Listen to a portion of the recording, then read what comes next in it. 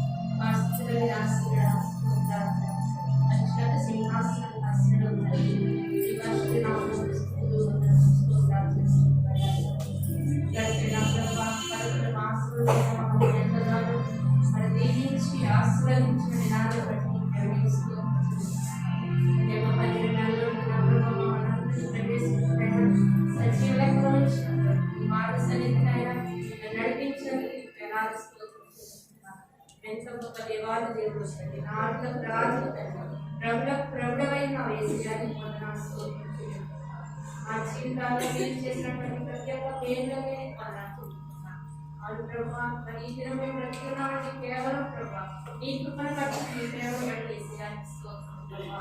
ఏ పాఠశాలలో ఎక్కువ కాలేజీలో నా ప్రభా ఈ సన్నిధికి చేరిన ప్రభా నీ బిడ్డలుగా నా తండ్రి నిన్ను స్తుతించి నిన్ను ఆరాధించే కోసం మా అందరికీ దయచేసి చదువుకుంటున్నాను ప్రభా. ఈ సమయంలో అనారోగ్యంగా ఉండి నీ సన్నిధికి రాలేని బిడ్డలు కూడా జ్ఞాపకం చేసుకుంటుంది. వారిని ఉంటండి, స్వస్థపరచండి. మరి ఒక వారంలో నీ పాఠశాలకి వచ్చి నిన్ను స్తుతించి నీకు మహిమకరంగా జీవించి ప్రభావ మరి మీకు ఎలాంటి గౌరవం వారందరినీ అది ప్రాముఖ్యమైనటువంటి అంశంలోకి నడిపిస్తామండి. నా ప్రభావ ప్రశస్తమైనటువంటి నా ప్రభావ ఈ సమయంలో నా ప్రభావ మా హృదయాన్ని సిద్ధపరిచింది ప్రభావ. ఈ పరిశుద్ధ లేఖనాలు ప్రభావ, ఈ పరిశుద్ధ మన్నాలు ప్రభావ, అది ఆత్మీయమైనటువంటి ఆహారాన్ని మేము వినడానికి మమ్మల్ని సిద్ధపరచండి. ప్రభావ కూడేసిన ప్రతి ఒక్క బిడ్డను ప్రభావ జ్ఞాపకం చేసుకుందండి. ఈ యొక్క దైవ దీవెనంతా నింపండి. ఈ ఉన్నతమైన నామములు నా ప్రభావ మేము బిడ్డగా నాకండి. ఈ ఆత్మతో మమ్మల్ని దర్శించిన ప్రభావ ఈ యొక్క వాక్యం వినడానికి మమ్మల్ని సిద్ధపరచండి. ఈ వాక్యం అయితే నా ప్రభావ ఈయన ఆస్తి ప్రభావ మరి నా తండ్రి అభిషేకించండి. నాయన మాతో మాట్లాడి ఉంటాడు నా ప్రభావ నోటికి బోరగా ఉండి ప్రభావ ఆత్మీయమైనటువంటి మర్మాలు మాకు బయలుపరచండి. నా తండ్రి నీ కృపలో నేను నడిపించి దయచేయండి. తండ్రి నీకు స్తోత్రాలు ప్రభావ. ఆల్రెడీ అంతవరకు నా ప్రభావ ఈ యొక్క ఆశీర్వాదాలతో నా తండ్రి ఈ యొక్క ఆరాధనంతట్లో మీరుండి మహిమ పొందుతామని దేవానికి స్థితి స్తోత్రం చెల్లించుకుంటూ వచ్చిన మమ్మల్ని అందరినీ ప్రభావి దైవరస్తాలు తప్పించుకుంటూ దేవానికి వందనాలు చెల్లించుకుంటూ నండి తగ్గించుకుంటూ మీ నామం నిరీక్షిస్తూ అతి త్వరగానైనటువంటి నజరేయుడైన యేసు నామమున ప్రార్థిస్తూ అడిగి పొందుకున్నాం పరమ తండ్రి. ప్రార్థించిన సహోదరి విజయలక్ష్మి ప్రభాకర్ గారికి వందనాలు తెలియజేస్తున్నాం. ఈ సమయంలో దేవుని వాక్యాన్ని గారు దేవుని వాక్యాన్ని అందిస్తారు. అమూల్యమైన సమయాన్ని ఐదరిస్తూ ఉంటారు.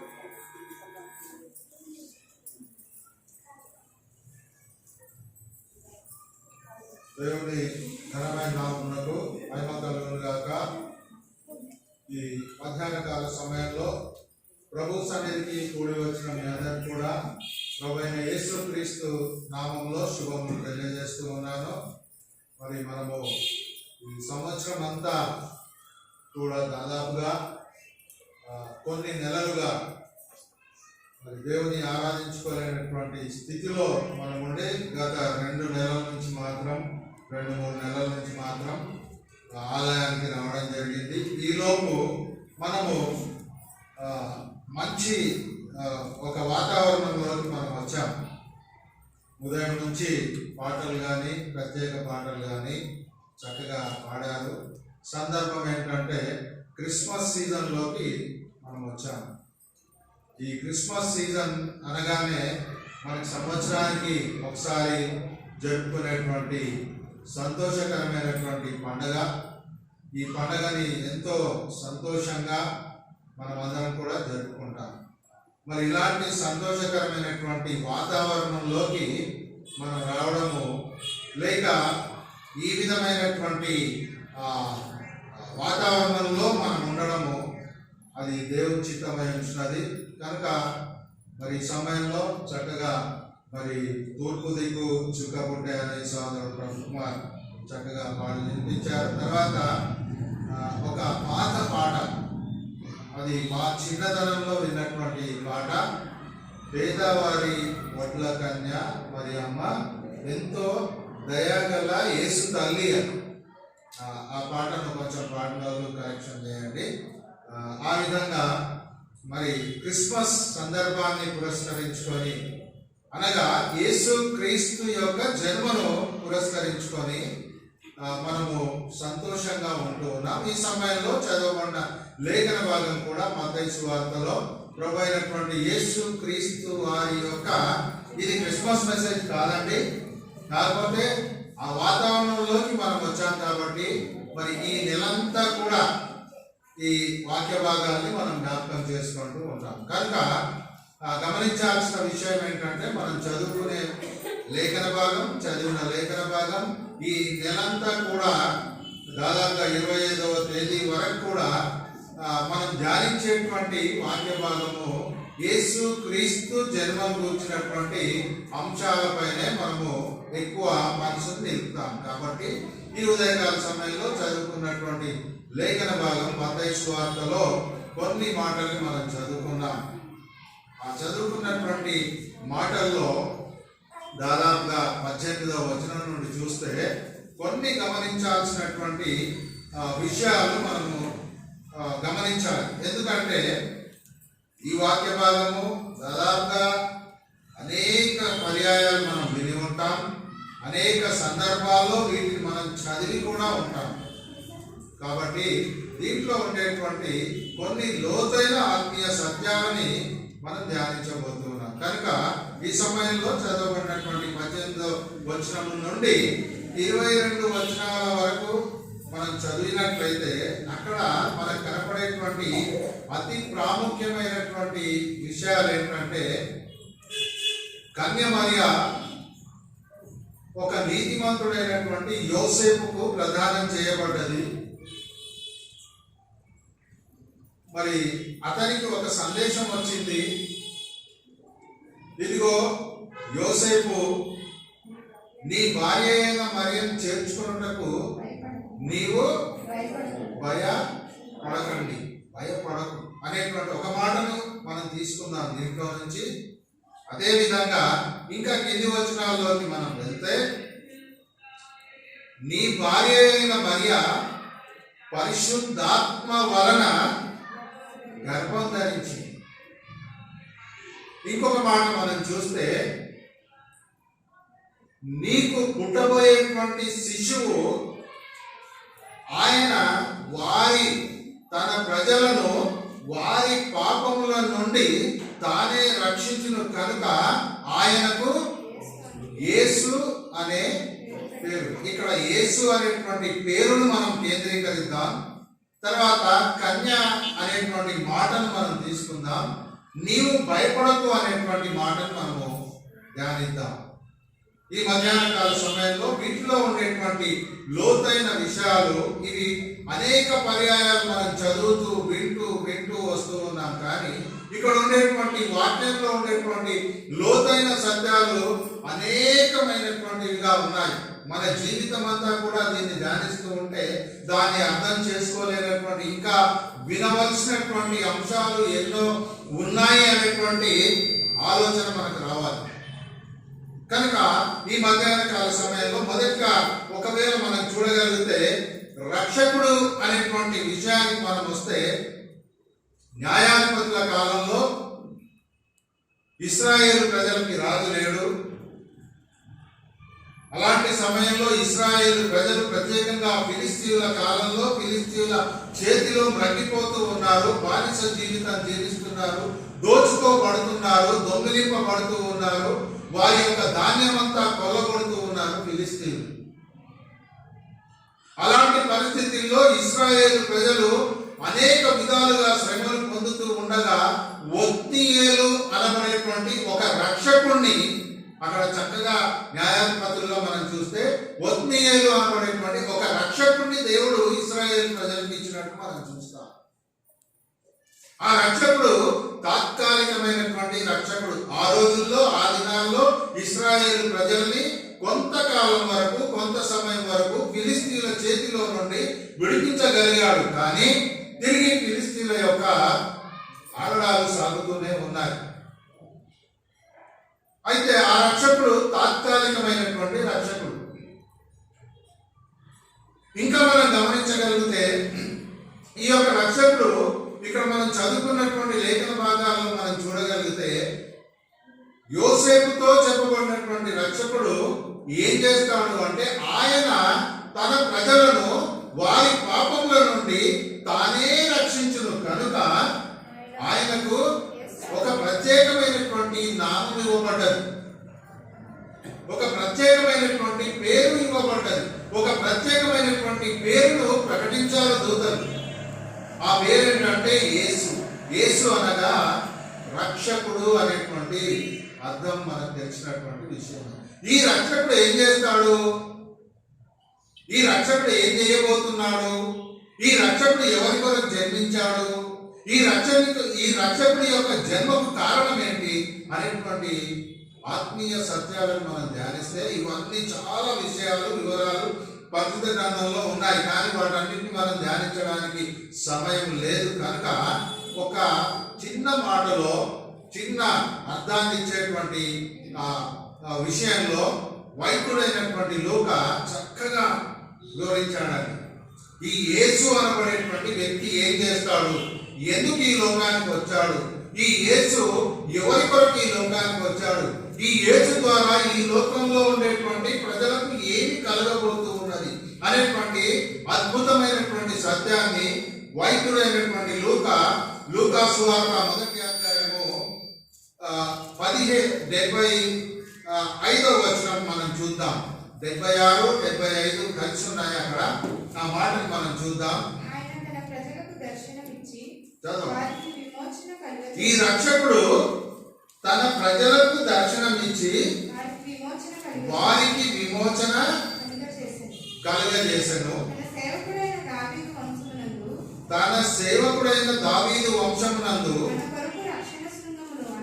మన కొరకు రక్షణ శృంగమును అనగా ఈ రక్షకుడు ఏం చేస్తాడంటే మన శత్రువుల నుండి మనల్ని ద్వేషించే వారి నుండి తప్పించి రక్షణ కలుగజేసేటువంటి రక్షకుడు ఇదిగో యోసేపు నీ గర్భవాసాన లేక కన్య మరియ గర్భంలో ఉద్భవించబోతూ ఉన్నాడు. చదవమ్మా. ఇది ఆషామాషిగా జరిగినటువంటి సంఘటన కాదు. ఏదో నీకు కాకమ్మ కబుర్లు చెప్పేసి వెళ్ళిపోతున్నటువంటి విషయం కాదు. ఇది ఈ యొక్క ప్రక్రియ లేకుంటే ఈ యొక్క కార్యము అద్భుతమైనటువంటి కార్యము కన్య మరియ గర్భంలో పుట్టబోయేటువంటి యేసు ప్రభువు లేక రక్షకుడైనటువంటి యేసును గురించినటువంటి వివరాలు ఆది నుండి కూడా దేవుడు తన ప్రవక్తల నోట పలికిస్తూ వచ్చాడు. చదవం. తన పరిశుద్ధ నిబంధనను అనగా మన తండ్రి అయిన అబ్రహాముతో తాను చేసిన ప్రమాణమును తన తండ్రి అయిన అబ్రహాముతో తాను చేసిన నిబంధనను జ్ఞాపకము చేసుకొనుటకు యేసు తన తండ్రి అయిన అబ్రహాముతో జ్ఞాపకం చేసుకునేటువంటి విషయం ఏంటంటే తన తండ్రి అయిన అబ్రహాముతో దేవుడు చేసినటువంటి నిబంధన, నీ గర్భవాసాన రాజులు ఉద్భవిస్తారు, నీ గర్భవాసాన దావీదు సింహాసనాన్ని అధిష్ఠించి ఇశ్రాయేలు ప్రజల్ని పరిపాలించేటువంటి ఒక గొప్ప రాజు పుట్టబోతూ ఉన్నాడు. అయితే ఆ రాజు ఈ లోక సంబంధమైనటువంటి రాజు కాదు, కానీ పరలోక సంబంధమైనటువంటి రాజ్యాధికారాన్ని ఈ లోకంలో ప్రకటిస్తూ ఈ లోకంలో ఉండేటువంటి మానవాళిని రక్షించి వారిని పరలోకంలోకి నడిపించి అక్కడ తన యొక్క పరిపాలనను సాగిస్తాడు అనేటువంటి ఒక గొప్ప అద్భుతమైనటువంటి సత్యము ఆది నుండి కూడా దేవుడు తన ప్రవక్తల నోట పలికిస్తూ వచ్చాడు. ఈ రక్షకుడు చేసేటువంటి పని ఏంటంటే తన ప్రజలను వారి పాపముల నుండి తానే రక్షించును. ఇంకెవరు కూడా ఈ లోకంలో రక్షించేటువంటి సమర్థుడు లేడు, ఎవరు కూడా రక్షించలేరు అనేటువంటి అద్భుతమైన సత్యాన్ని తెలియజేస్తూ ఉన్నాడు. అపోస్తులు కూడా గొప్ప సాక్ష్యం ఇచ్చారు. ఏ నామంలో కూడా రక్షణ కలగదు, పైన ఆకాశమందు కానీ భూమిపై ఉండేటువంటి ఏ ఒక్కరి ద్వారా కూడా ఈ రక్షణ కలగదు. కేవలము యేసు క్రీస్తు నామంలోనే మీకు రక్షణ కలుగుతూ ఉన్నది. ఆ యేసు క్రీస్తుని గురించి నేను మీకు ప్రకటిస్తూ ఉన్నాను అని ఆది అపోస్తులు గొప్ప సాక్ష్యం కూడా ఇచ్చినట్టు అపోస్తుల కార్య గ్రంథం 1వ అధ్యాయంలో మనం చూస్తాం. కనుక రక్షకుడు కన్య మరియ గర్భంలో జన్మిస్తాడు. ఆయనకు యేసు అనేటువంటి పేరు పెట్టబడుతూ ఉంది. ఆ రక్షకుడు ఏం చేస్తాడు అనేటువంటి అద్భుతమైన సత్యము ఇక్కడ వైద్యుడైనటువంటి లూకా చాలా చక్కగా వివరించాడు. ఇంకా అనేక కార్యాలు మన బైబిల్లో ఉన్నాయి, కానీ క్లుప్తంగా ఏం చేస్తాడు అనేటువంటి విషయాన్ని మనం తెలుసుకున్నాం. అలాగనే ఇక్కడ 22వ వచనం చివరి భాగంలో కన్యక అనేటువంటి మాటను మనం చూస్తూ ఉన్నాం. ఈ అంశము నేటి వరకు దాదాపుగా 2000 సంవత్సరాల క్రితం, అనగా 2020 సంవత్సరాల క్రితము జరిగినటువంటి సంఘటన. ఆ రోజుల్లో రాయబడినటువంటి ఈ మాట కన్యక అనబడేటువంటి మాటను గురించి వాదోపవాదాలు ఇంకా కొనసాగుతూనే ఉన్నాయి.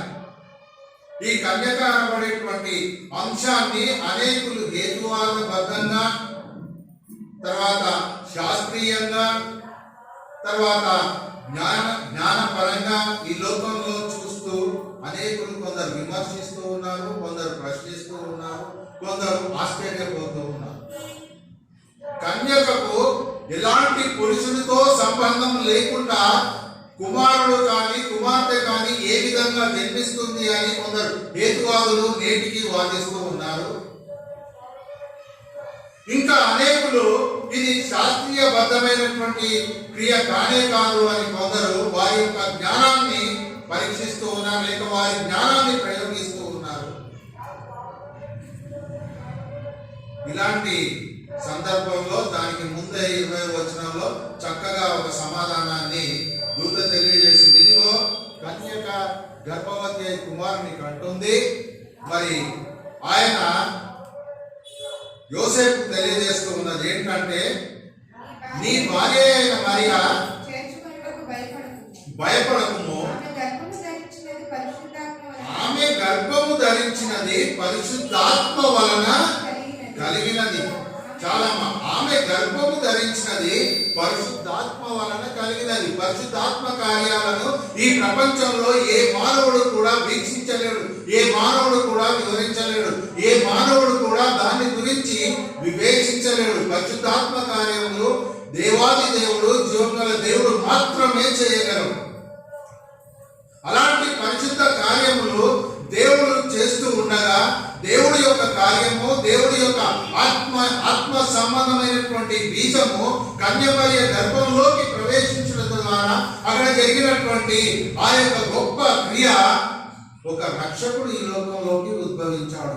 ఎవరి సహాయం లేకుండా, ఎవరి సహవాసం లేకుండా, ఎవరి తోడు లేకుండా దేవుడు ఒక గొప్ప కార్యాన్ని జరిగించాడు. ఆ కార్యం ఏ విధంగా జరిగిందంటే పరిశుద్ధాత్మ ద్వారా జరిగింది. ఆది అపోస్తులు యేసుక్రీస్తు ప్రభుల వారు ఆగమనమై పరలోకానికి వెళుతూ ఉండగా, ఇదిగో మీరు నా వైపు తేరి చూడకండి, ఇదిగో పరిశుద్ధాత్మను నేను మీ మీదకి పంపుతున్నాను, మీరు శక్తి పొందుతారు, మీరు యూదయ, సమరయ, గలిలయ ప్రాంతములంతా కూడా నా సువార్తను ప్రకటించడానికి మీరు సాక్షులు. ఎప్పుడు పరిశుద్ధాత్మ శక్తిని ఎప్పుడైతే పొందుతారో అప్పుడు మీరు ఆత్మీయంగా బలపడతారు, అనేకుల ఎదుట ధైర్యంగా దేవుని గురించి సాక్ష్యం ఇస్తారు. ఆ యొక్క పరిశుద్ధాత్మ శక్తి మిమ్మల్ని ఆ విధంగా నడిపిస్తూ ఉన్నది. విద్య లేని పామరులు కదా అని అందరూ ఆశ్చర్యపోతూ ఉంటారు. అలాంటి అద్భుత కార్యాలు మీరు చేస్తారు. కుంటి వారిని స్వస్థపరుస్తారు, గుడ్డి వారిని స్వస్థపరుస్తారు, చనిపోయిన వారిని లేవనెత్తారు. ఇవన్నీ కూడా పరిశుద్ధాత్మ ద్వారా జరిగేటువంటి గొప్ప కార్యములు కనుక నేను మీ మీదికి పరిశుద్ధాత్మ పంపుచూ ఉన్నాను అని అపోస్తలుల కార్యగ్రంథంలో 1వ అధ్యాయంలో మనం చూస్తాం. కనుక కన్య మరియ, కన్య అనేటువంటి మాట కూడా చాలా వివాదాస్పదమైన అంశంగా నేడు కూడా చర్చిస్తూ ఉంటారు. బైబిల్ పండితులు, బైబిల్ పరిజ్ఞానం ఉన్నటువంటి వారు, గొప్పవారు, బైబిల్ని గురించి లోతైన అధ్యయనం చేసినటువంటి గొప్ప గొప్ప మేధావులు దీని గురించి చర్చిస్తూ ఉన్నారు. అసలు ఈ గ్రంథం రాస్తూ ఉన్నటువంటి సమయంలో మరియను కన్యగా ఎందుకు చిత్రీకరించారు?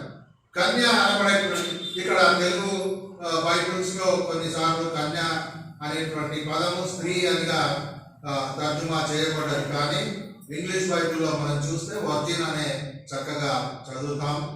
అయితే ఈ కన్య అనబడేటువంటి మాటను ఈ బైబిల్ పండితులు లేక దేవుడు రాయించినటువంటి సమయంలో ఈ యొక్క గ్రంథకర్తలు ఎందుకు ఆ పదాన్ని వాడారు? ఇది ఒకవేళ మనం గమనిస్తే చాలా అద్భుతమైనటువంటి మాట. ఏంటంటే ఆ మాట, ఆ రోజుల్లో హీబ్రూ వాడుకలో ఉంది, అరామిక్ భాష వాడుకలో ఉంది, గ్రీకు భాష వాడుకలో ఉంది.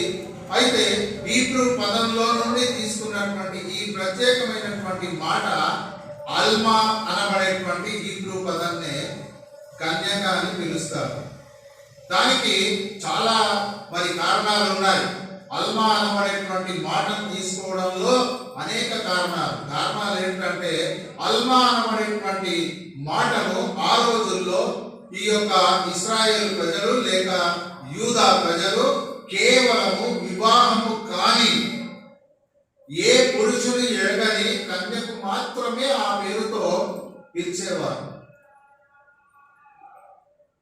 కనుక ఖచ్చితంగా పరిశుద్ధాత్మ ద్వారా ఆ స్త్రీ కుమారుని కన్నది కనుక తాను కన్య అనేటువంటి మాటనే వారు సత్యంతో కూడినటువంటి వివరణ ఇస్తూ ఉన్నారు. ఇదే విషయాన్ని దాదాపుగా 400 సంవత్సరాల క్రితం, ఈ 2020కి ముందు 4400 సంవత్సరాల క్రితము ఈ వంశంపై వివాదాలు చెలరేగాయి. అప్పటికి ఇంకా క్రైస్తవ్యము అప్పుడప్పుడే ప్రారంభమైంది. సంఘ సంస్కర్తలు బయలుదేరారు.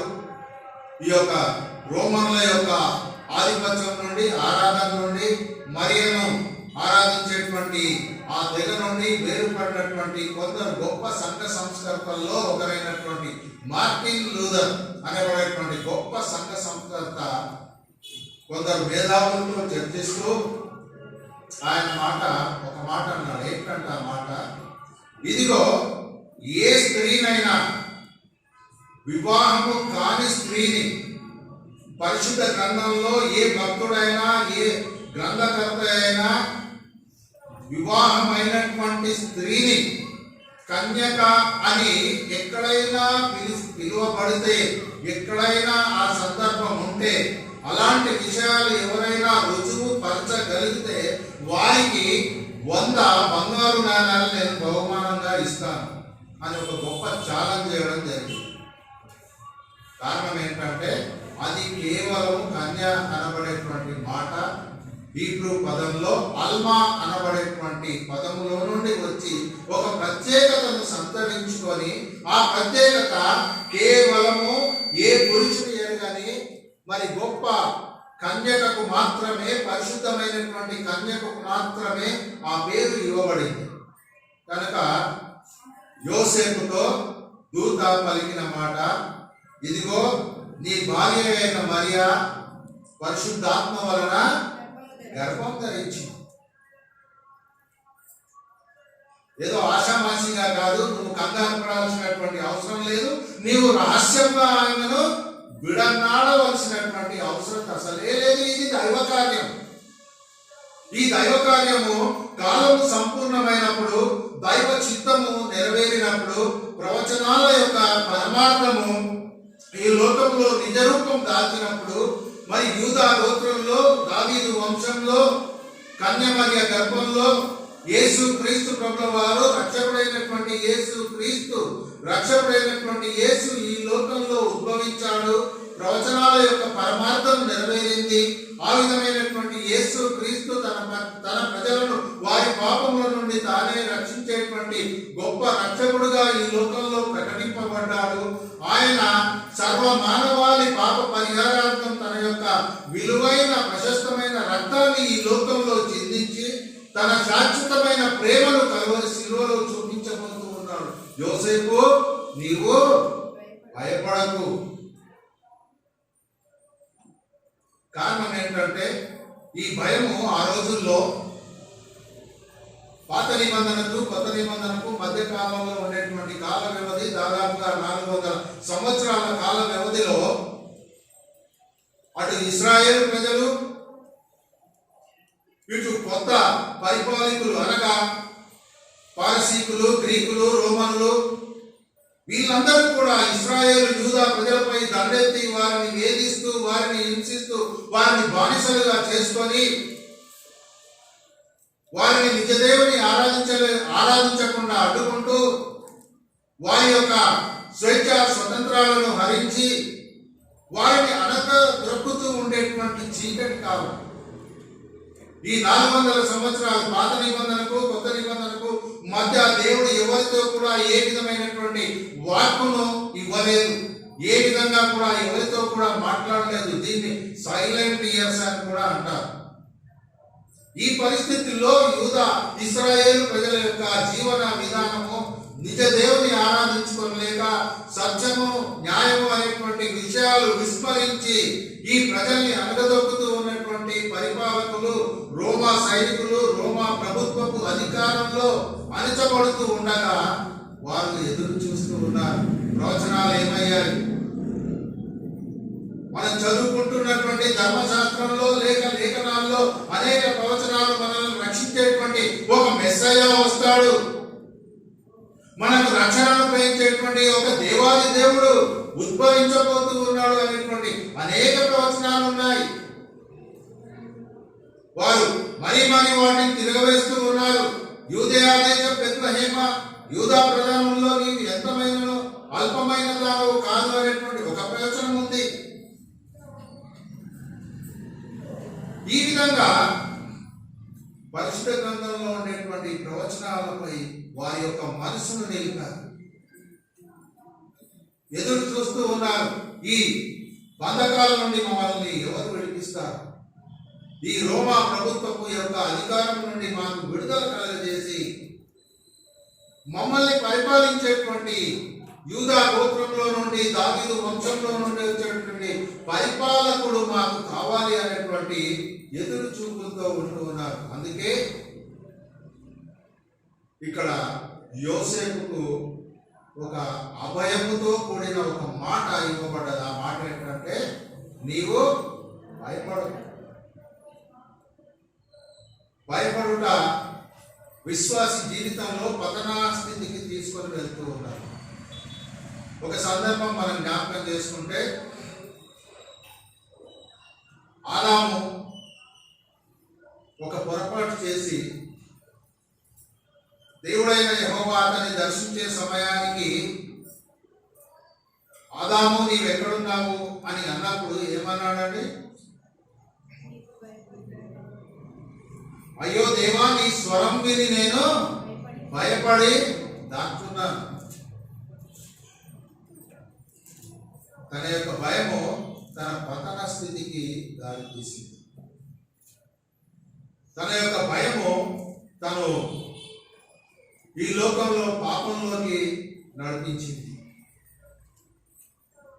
మరి ఇలాంటి భయాన్ని ఈ లోకంలో నుండి పారద్రోలడానికి, లేక ఈ భయము సర్వ మానవాళి నుండి తీసివేయడానికి దేవాది దేవుడు ఈ లోకంలోకి వచ్చాడు. పరిశుద్ధ గ్రంథంలో అనేక సందర్భాల్లో ఈ భయాన్ని గురించి, ఏశావును గురించి, తన అన్న అయినటువంటి ఏశావును మోసం చేసి వెళ్ళిపోయి తిరిగి ఆస్తుతో తన యొక్క స్వదేశానికి ప్రయాణమై వస్తున్నటువంటి సమయంలో తన అన్న నన్ను చంపేస్తాడేమో అనేటువంటి భయముతో యాకోబు ప్రయాణం సాగించాడు. మరి అలాగనే అబ్రహాము తన యొక్క ప్రయాణంలో ఎవరైనా తన యొక్క భార్యను గూర్చి మరి చెడు ఆలోచన చేస్తారేమో, లేక తన భార్యను తన నుండి లాక్కొని వెళ్ళిపోతారేమో, వేరు చేస్తారేమో అనేటువంటి ఆలోచనతో భయపడి తను అనేక పర్యాయాలు అబద్ధమాడినట్టు మనం చూస్తాం. మరి ఇంకా భయం చేత అనేకులు పరిశుద్ధ గ్రంథంలో వారి యొక్క జీవన విధానంలో అనేక మార్పులు చేసుకున్నట్టు మనం చూస్తాం. కానీ ఈ మధ్యాహ్న కాల సమయంలో దావీదు అంటాడు ఒక మాట, అసలు ఈ భయాన్ని తొలగించేటువంటి రక్షకుడు ఈ లోకంలో 2000 సంవత్సరాల పూర్వమే జన్మించాడు.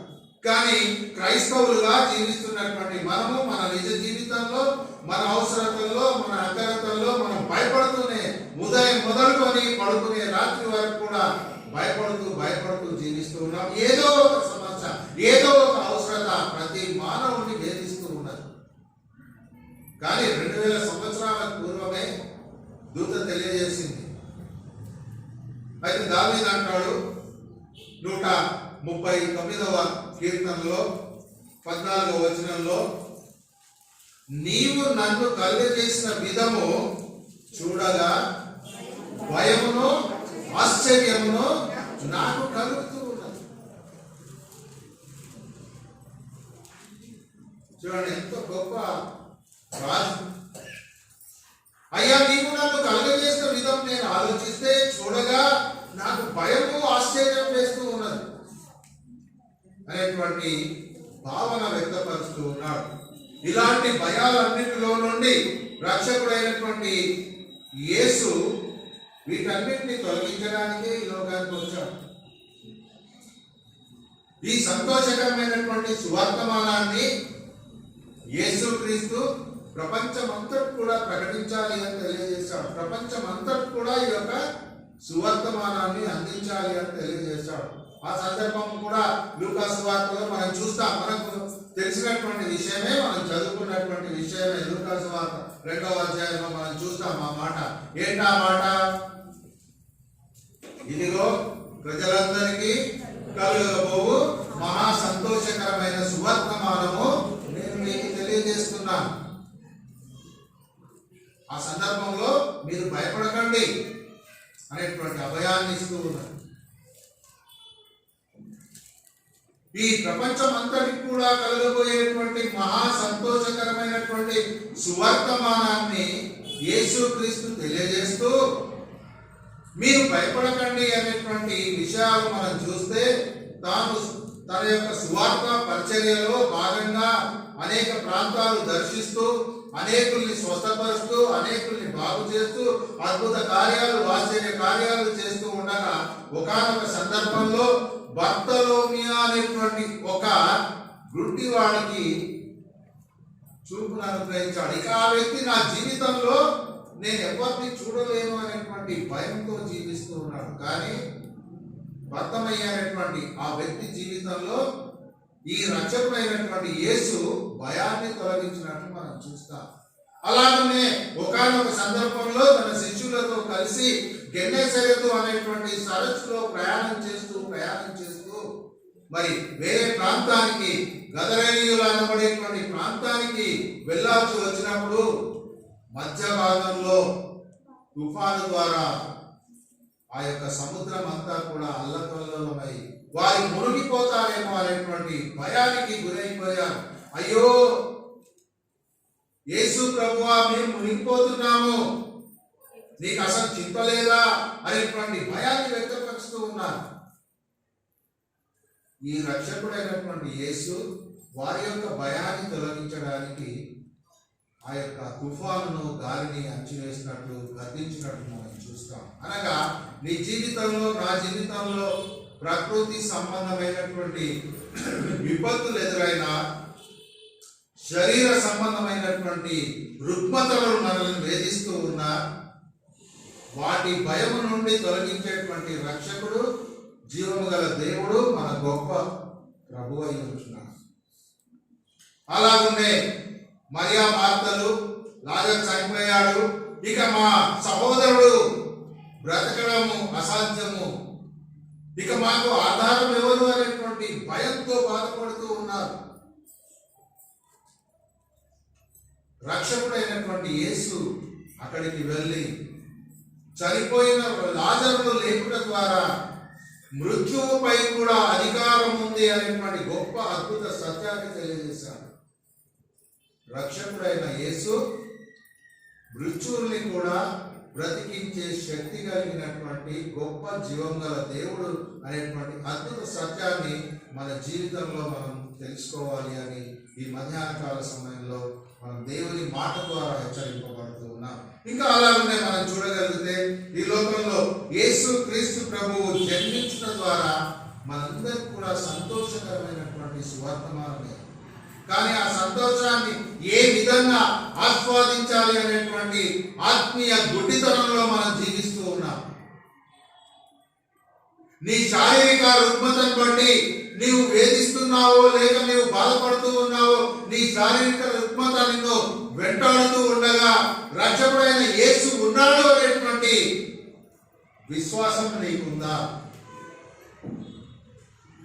నీవు ఈ లోక సంబంధమైనటువంటి జీవన పోరాటంలో కొట్టుమిట్టాడుతూ ఉండగా ఆయన నిన్ను ఆదుకుంటాడు అనేటువంటి రక్షణ నీకుందా? మనల్ని మనం పరీక్షించుకుందాం. ఇదిగో నేను చనిపోయినా తిరిగి లేపబడతాను అనేటువంటి గొప్ప విశ్వాసం మనకుందా?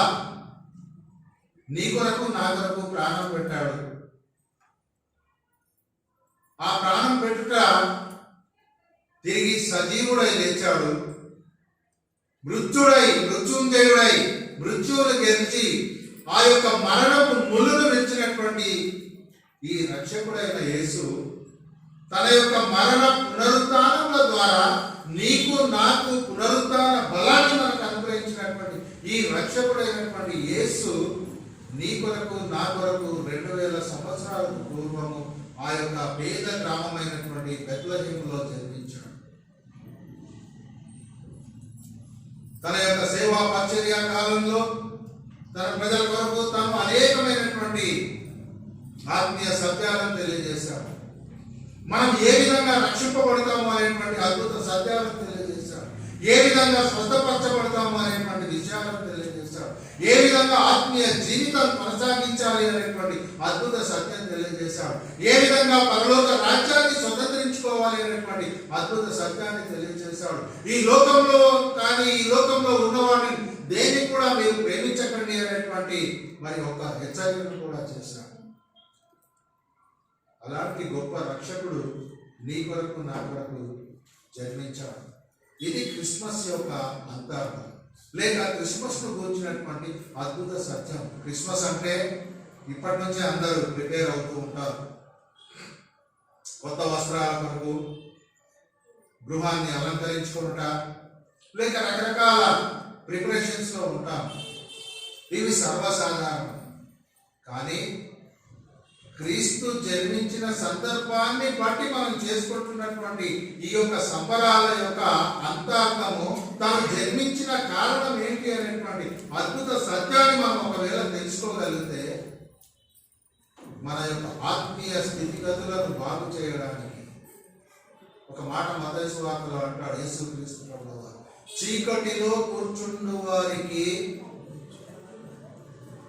మృత్యువుతో పోరాడుతున్నటువంటి వారికి, లేక మృత్యువు అనేటువంటి ఛాయలు కమ్మినటువంటి ప్రజలందరికీ వెలుగును ప్రసాదించడానికి రక్షకుడు వచ్చాడు. ఈ రక్షకుడు ఊరికే రాలేదండి. విడిచిపెట్టకూడని మహాభాగ్యం అనేటువంటి ఆ యొక్క పరలోక సింహాసనాన్ని విడిచిపెట్టి నీ కొరకు నా కొరకు తను తాను తగ్గించుకొని సర్వ మానవాళి రక్షణార్థము పాప పరిహారార్థము మానవుడై దీనుడై నీ కొరకు నా కొరకు ఈ లోకంలో జన్మించి నీ రక్షణ కొరకు నా రక్షణ కొరకు తన యొక్క విలువైనటువంటి ప్రాణాన్ని ఆ యొక్క శిలువలో పనంగా పెట్టి పవిత్రమైనటువంటి ఆ రక్తాన్ని చిందించి నీకు నాకు పాప విమోచన కలిగించడానికి దేవాది దేవుడు ఈ లోకంలో శరీరధారి అయి రక్షకుడుగా యేసు అనేటువంటి నామము ద్వారా జన్మించినట్లు ఎప్పుడైనా మనం గ్రహించామా?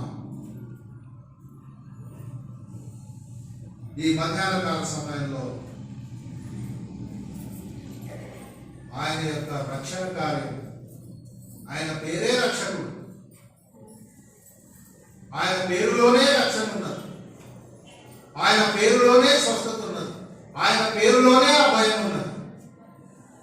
అద్భుతమైన అద్వితీయ సత్యదేవుడు అయినటువంటి యేసు క్రీస్తు నీవు నేను నశించుకోవడానికి ఇష్టపడట్లేదు కనుక క్రీస్తునందు ప్రియమైనటువంటి వారు ఈ మధ్యాహ్న కాల సమయంలో యేసుక్రీస్తు ఎందుకు జన్మించాడు?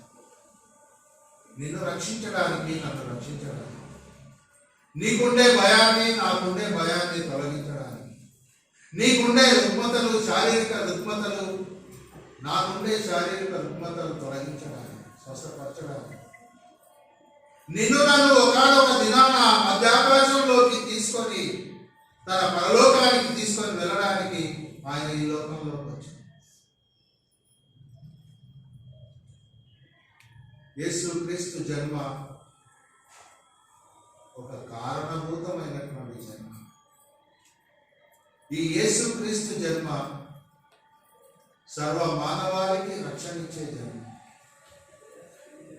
దాన్ని ఆస్వాదించి, దాన్ని అనుసరించి, దాన్ని తెలుసుకొని, దాన్ని విశ్వసించి, దాన్ని నమ్మేటువంటి ప్రతి క్రైస్తవుడు, ప్రతి విశ్వాసి తప్పకుండా మధ్యాకాశంలో యేసుక్రీస్తును కలుసుకుంటారు. ప్రార్థన చేసుకుందాం. మా గొప్ప దేవ, పరిశుద్ధుడా, ఈ మధ్యాహ్న కాల సమయంలో నాయన మీరు మాతో మాట్లాడినందుకు మీకు వందనాలు. అవును తండ్రి, భయపడవద్దు అనేటువంటి గొప్ప అభయాన్ని మీరు ఇచ్చారు. మీరు జన్మించినప్పుడు నాయన మీరు మా కొరకు రక్షకుడిగా జన్మించారు అనేటువంటి అద్భుత సత్యాన్ని తెలియజేశారు నాయన. అంతేకాకుండా ఈ లోకంలో శారీరక జీవన విధానంలో మాకు ఉండేటువంటి శారీరక రుగ్మతలను స్వస్థపరిచే గొప్ప ఏకైక సజీవం గల దేవుడు మీరని తెలియజేశారు. ప్రకృతి సంబంధమైనటువంటి అనేక ఆటంకముల నుండి తప్పించే దేవుడు మీరని తెలియజేశారు. ఒకవేళ మేము చనిపోయినా, ఈ లోకంలో జీవిస్తూ చనిపోయినా తిరిగి మేము బ్రతుకుతాము అనేటువంటి గొప్ప నమ్మకాన్ని మాకు కలిగించారు. మీ పునరుత్థాన బలాన్ని మాకు అనుగ్రహించారు కనుక మీ యొక్క జన్మను బట్టి నాయన మేము సంతోషిస్తూ ఉన్నాం. మీరు జన్మించకపోతే మేము పాపంలో శాపంలో నశించిపోయేవారు నాయన. మీ జన్మ ద్వారా మాకు ఆత్మీయ జీవితాన్ని ప్రసాదించినందుకై మీకే వందనములు స్తోత్రములు చెల్లిస్తూ ఆయన మీ రాకడ కనిపెడుతూ మధ్యాకాశంలో ఎత్తబడేటువంటి అద్భుతమైన అవకాశాన్ని మాకు అనుగ్రహించమని ప్రభు అయిన యేసుక్రీస్తు పేరిట వేడుకొంచున్నాము తండ్రి. ఆమేన్.